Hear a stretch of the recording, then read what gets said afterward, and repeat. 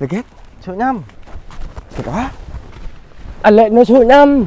5. Ừ. Vì nhắm ghét nhà mẹ. Nhầm nụ đi. Nụ. Nhắm nụ. Nụ qua góc bóc lên à? Găng lại nhắm chạy nhắm nụ. Hey, bố bị bố. Được hết. Có bị bố. Tin nghe có bố này. Mà tao này. Nụ đi nụ. Thôi rồi đó.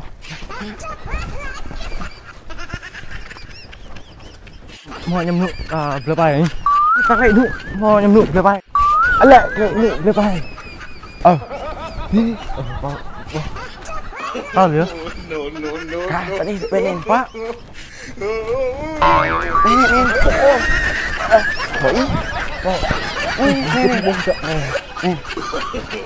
Bẫy. Em mặc có em gặp này. Mặc của em có bộ em vụp. Em bông cô lại đồ không? Đúng. Thế vợ có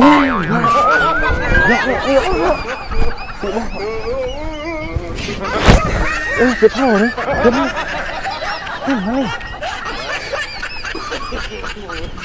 thầu. Bằng này nữa. Có. Thật à? Thôi bằng thôi.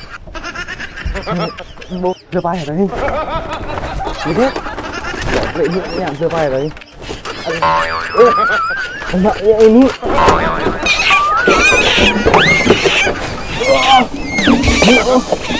Ai người bạn ơi, Đừng bố, chứ nhớ. anh em không? Được hết.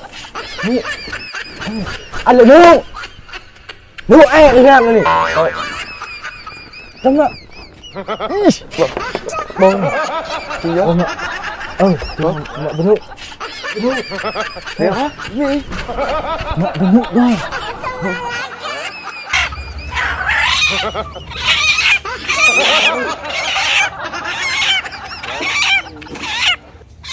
Bạn ơi.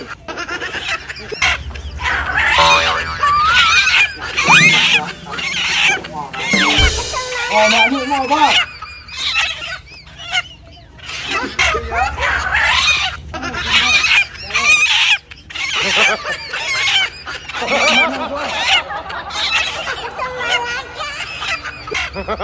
Anh nhịn nào á. No.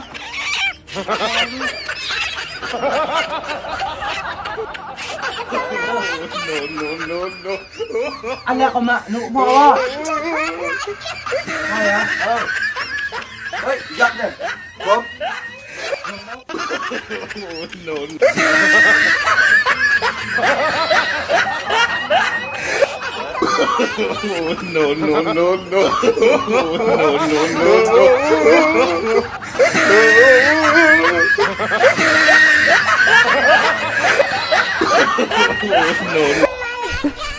Ê!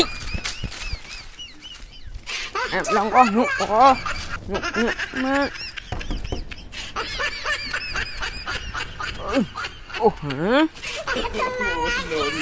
Ôi, ông lại nụ lại. Hả? Anh lại Nụ lại. Hạt là bông, hạt là năn. Bông nó lại Nụ là tao là năn. Ví dụ nó lại thấp. Có bông vậy. Nó ta đấy. Không có vật lại em nụ khui bông năn. Nó lại thấp. Ông mạ lại. Là vì mẹ. Ồ mắn. Là vì mẹ. Cố. Vì mẹ. Cố. Ông mạ vô. Cố vậy. Cố. Vì nè. Cố nè. Ba nào mà thế. Vì mẹ. Cố. Mắn. Ông mạ ơi. Là nụ ôm hay là to bọc hay là cái thằng mẹ. Nè.